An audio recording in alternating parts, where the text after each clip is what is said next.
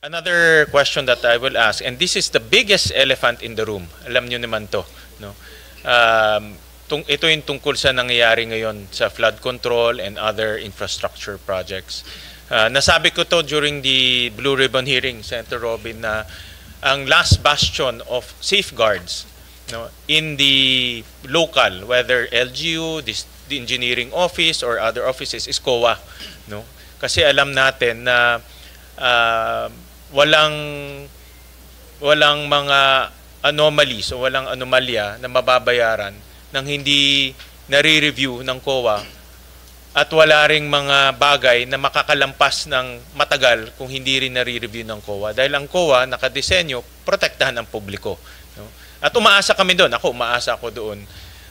Ang COA, talagang mandato niya, protektahan tayo lahat, no? Sa mga anomalya, sa mga corrupt practices, sa mga corrupt individuals, at talagang yan ang kumbaga huling safeguard natin pagdating sa pag-iimplementa ng project. So since nangyari na ito, no, at gusto kong masigurado na in 2026 ang COA ay mabibigyan ng pondo at tools para hindi maulit to, dahil ayaw natin maulit to in 2026, Chairman, So gusto namin masigurado dito sa Senado na sapat yung inyong pondo, sapat yung inyong kagamitan, sapat yung inyong capabilities pagdating sa paglalaban ng corruption, para hindi na maulit to. So may I know kung ano yung mga reformang ginagawa ninyo since nangyari na ito at may investigation, and maybe you can also give us some updates kung ano ba yung latest dito sa mga nangyaring flood control issues. Thank you for the question, Mr. Chairman.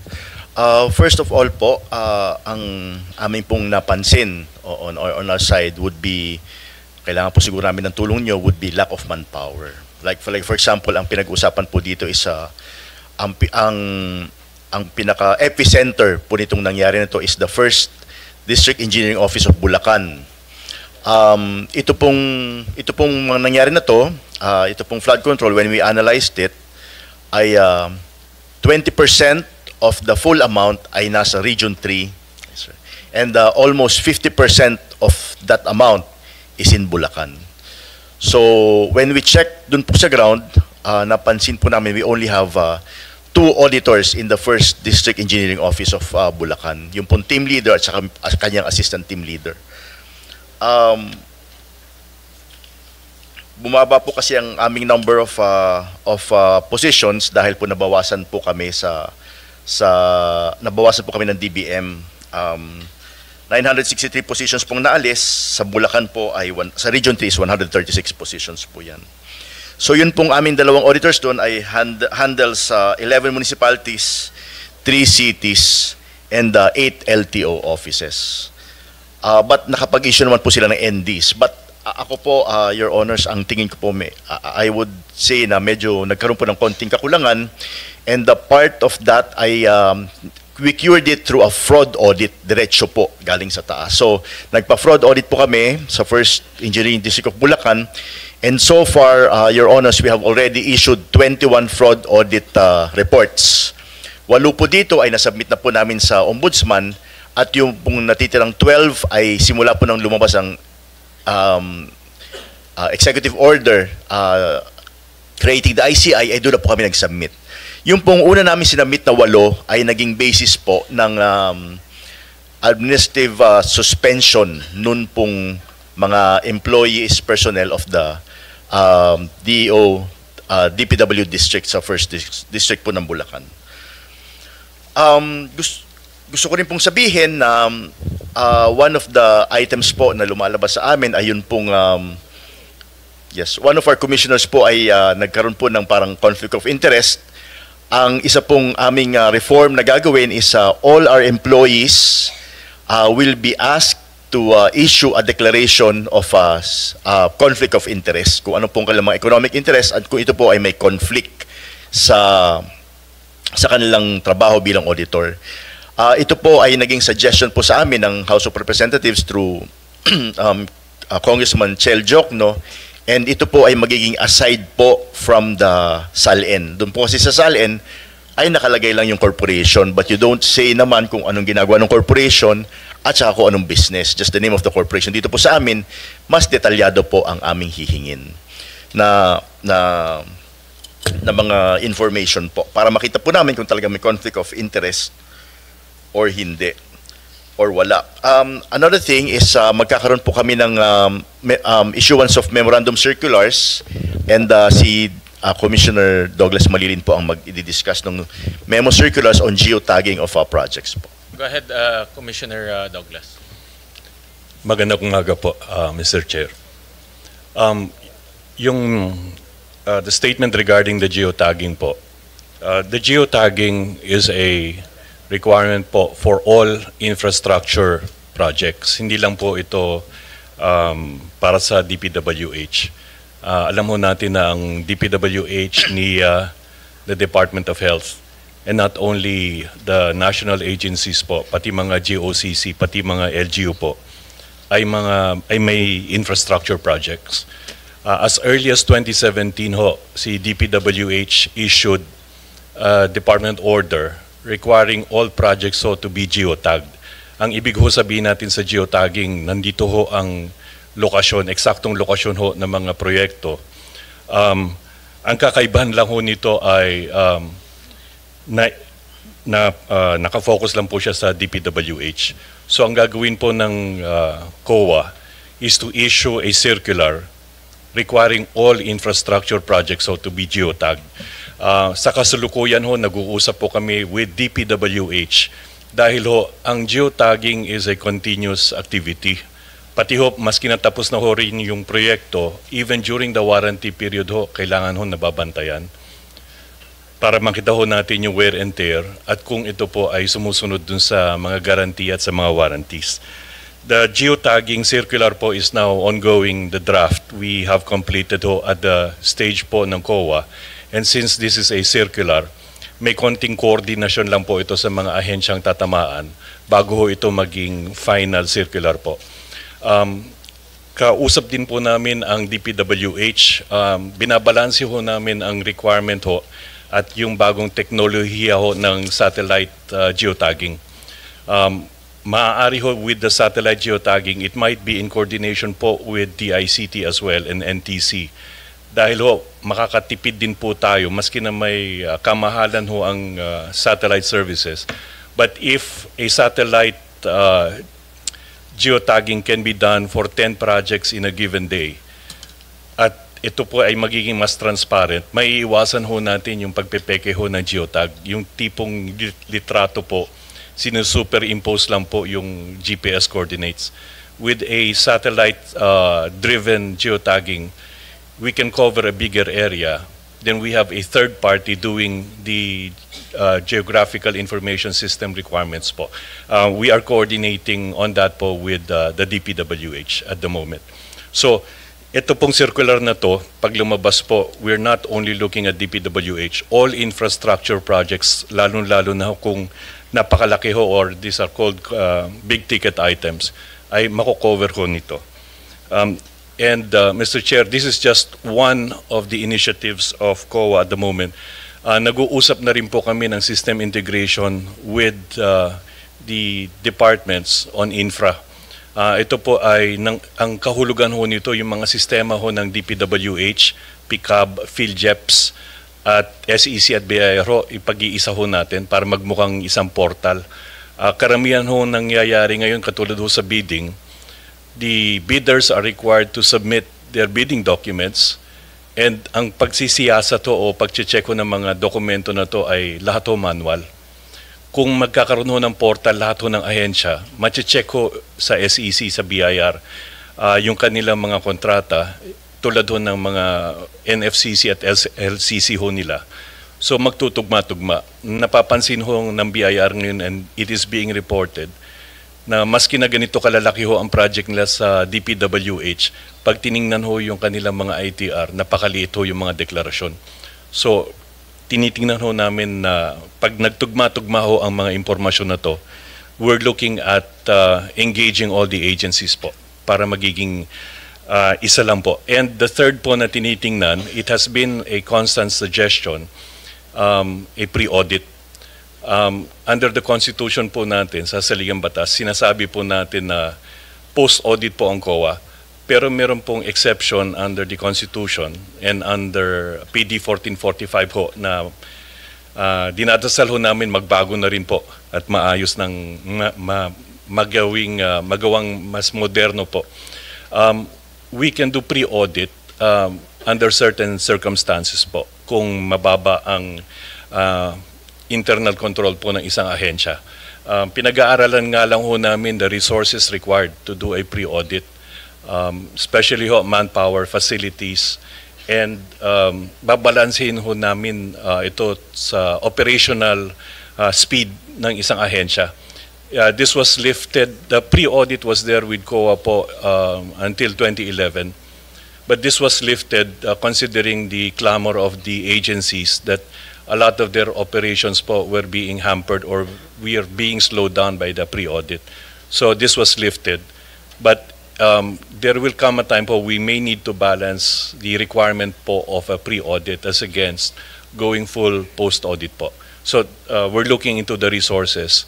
Right now po, our initial estimate just for the DPWH alone and their district engineering office, we're looking at a PS or cost lang po ng tao, roughly about 1.7 B a year. Ang nakikita ho namin sa MOE ho nila would roughly be 300 million a year. And yung initial year capital outlay requirements ho is running at 400 million for the first year. So in terms of costing po and in terms of procedure, we're going to balance po a possible pre-audit or a selective pre-audit.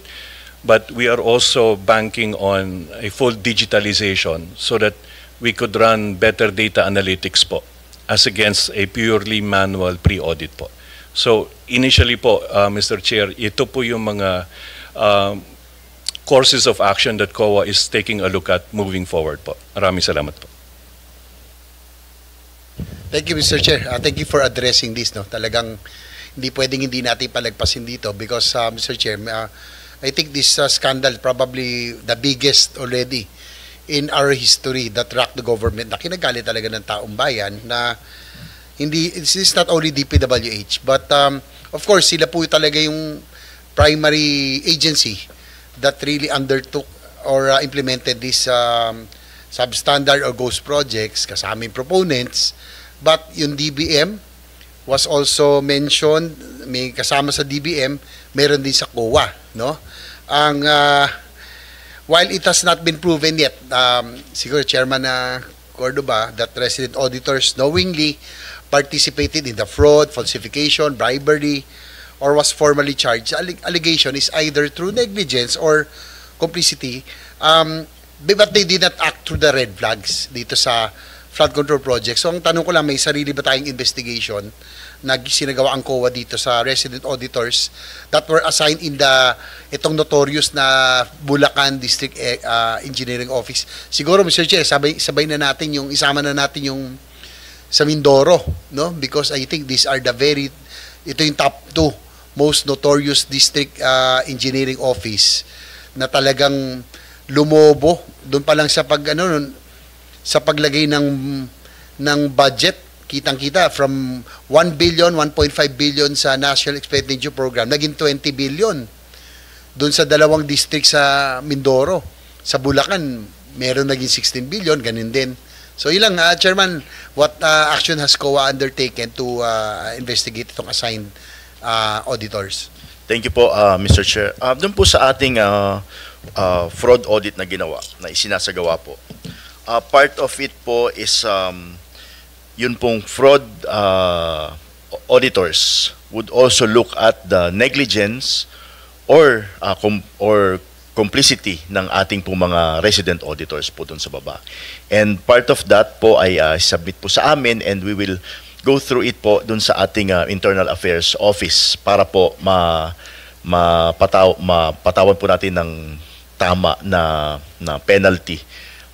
Actually, if mamarapatin po nyo, we can submit it to you, but ang pakiusap lang po namin, confidential lang po muna because po we are still going through the process of issuing the decision, dahil pagkatapos po ng pag-file dun sa Internal Affairs Office, dadaan po to sa legal and then iti-take up po sa NBank. But meron na po mga initial findings which we submit to the Honorable Committee. Salamat po. Thank you for that. Siguro with your indulgence, Mr. Chair. Kasi this has started 2022, no, yung talagang malaki yan. So, siguro kung lumusot nung hindi pa gaano kalaki, palaki ng palaki.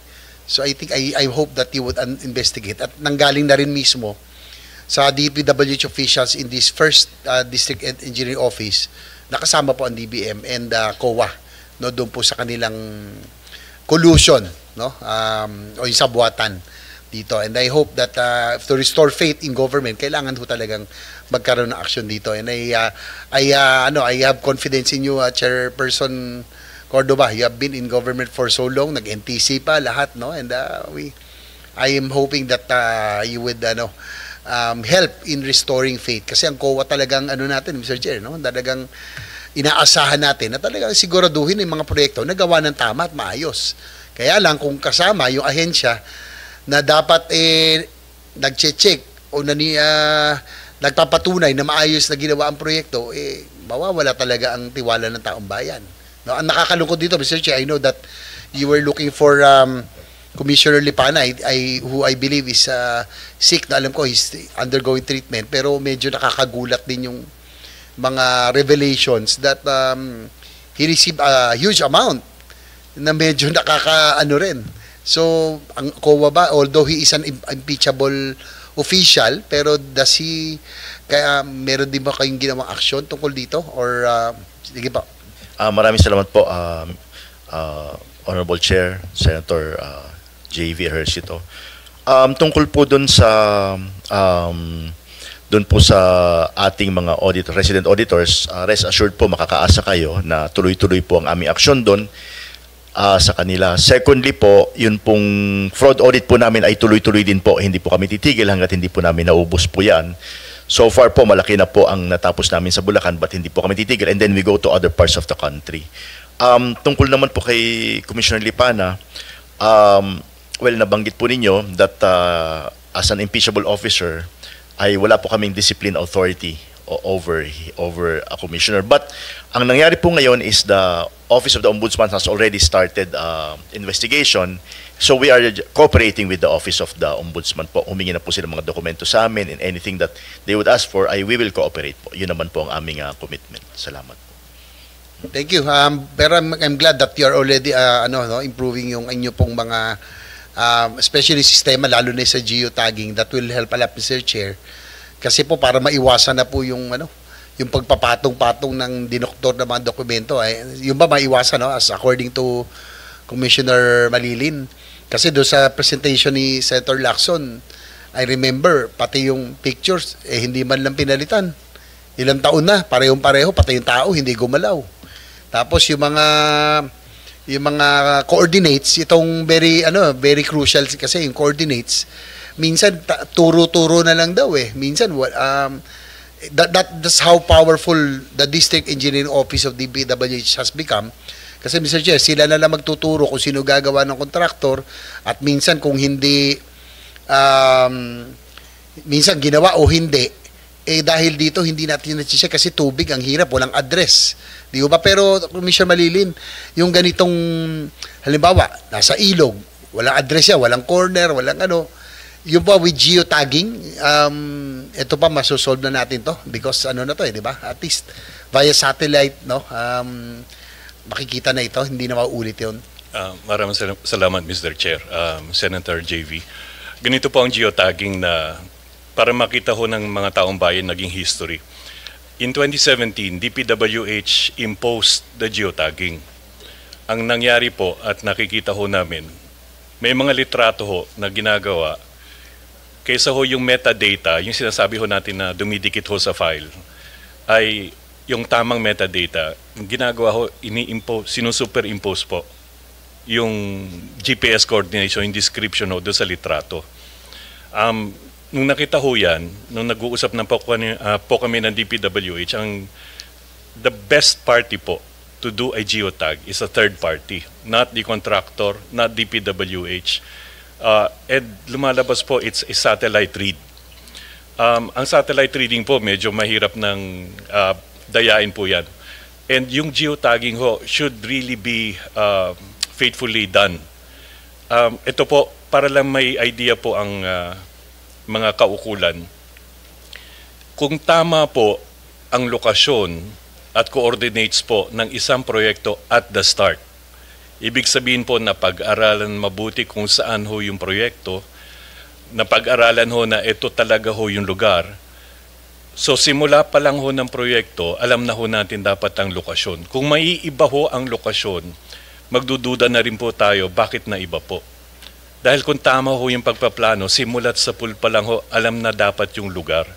Kaya nagkakaroon ho din ng rason ng marami na ito po yung lugar na nasabi sa proyekto, sa terms of reference.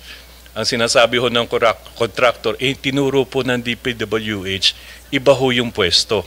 Yan lang nga po. Kaya nga, that's why I asked Mr. Chair, talagang ganun na nangyari. Sila na nagtuturo kung saan lang. Kahit na, pag nag-audit daw, ito yun. Kahit na hindi pala. So with the use, aside from the physical verification, now with geotagging, talagang at least ngayon, mas malaking bagay ito kasi hindi nyo na madodoktor to dahil ano na to satellite di ba? Tama feed, no? Yes po.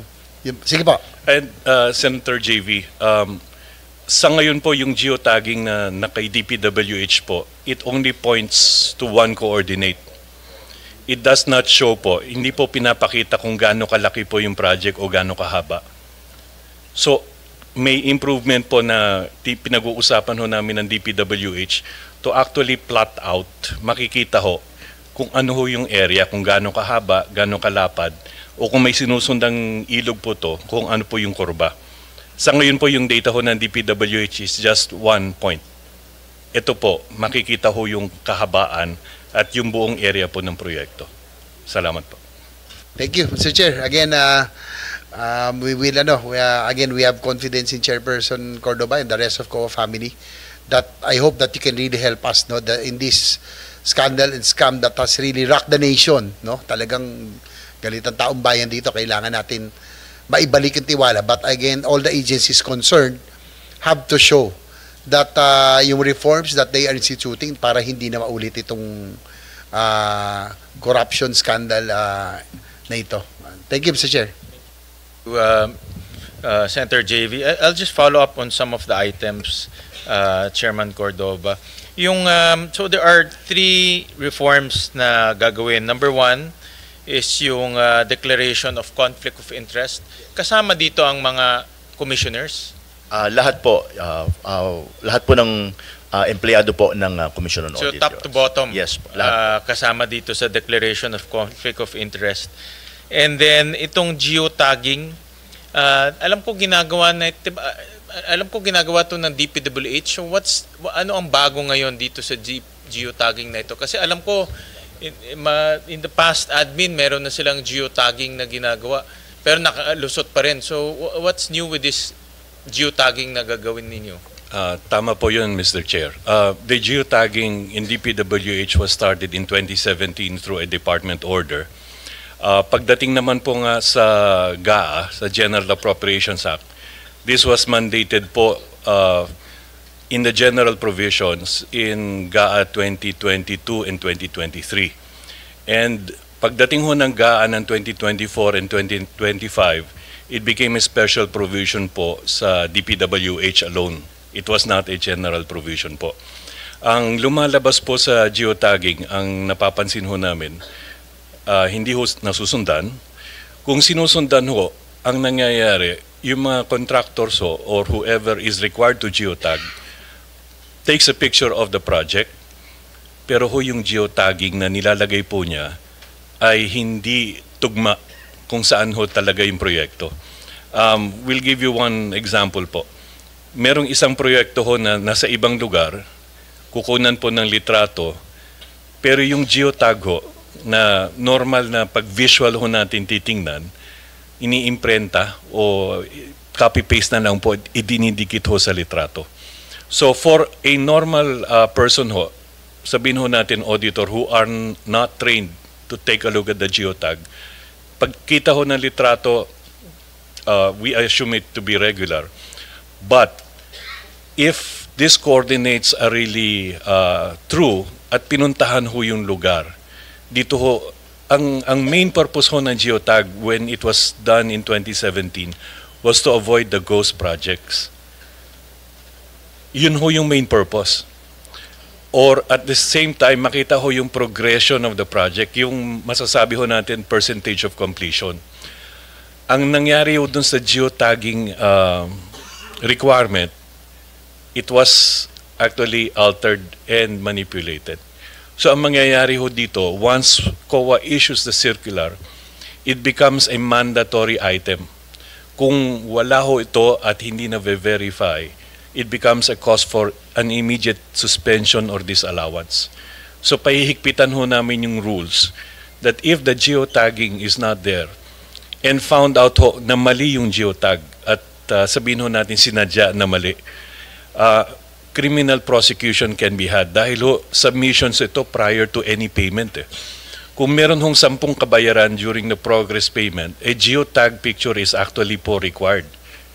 So, ibig sabihin no, if a false geotagging picture is submitted, falsification po kaagad ito.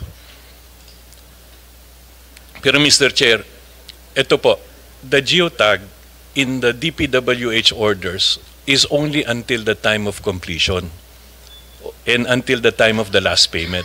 Yung geotag proposal po ng COA in the circular is to go beyond that. That is to cover the warranty period. Dahil po, katulad ng flood control projects, if they are semi-permanent and they are considered to be at least usable for the next 5 years, sabihin ho natin na kompleto in year 0. So we expect it to be there in the next 5 years. Kung wala na hong dadalaw doon dahil sabi na nila completed, yung warranty period ho, the bonds and performance securities required should still be effective ho to cover the warranty. One of the geotag advantages din po is maiwasan ho yung doubling of the project. Sabihin ho natin nagawa ho yung proyekto, susunod na taon kung mababudgetan ho na naman the same location, pag may dumalaw ho, mukhang buo. Pero karamihan ho, pag nakita, sabi nila, meron. Yung pala ho, dinoble ho yung proyekto. Kaya ito ho yung angal ng iba na sumunod na taon, dinalaw nila, na pinturahan lang po. Pero lumalabas ho, 2 proyekto in one. So, Chair, with your this will indulgence, help po. kasi nangyari po yan no, during the Blue Ribbon Committee hearings, na yun po, taon-taon, binabudgetan pero same project yung parang pareho-parehong proyekto yung pong na-identify pero ilang taon na pinopondohan. So paano natin with this sa geotagging maano rin ba natin to maiwasan na ulit? Salamat. Maiwasan yung na mangyari. Salamat, Mr. Chair. By the way po, just to reiterate, the geotagging circular po ng COA is not only for DPWH. This will all involve LGUs, GOCCs, and everyone that does infrastructure on the government side. Kasi ang gusto rin ho nating maiwasan is a national government project na sinasabayan din po ng local government project.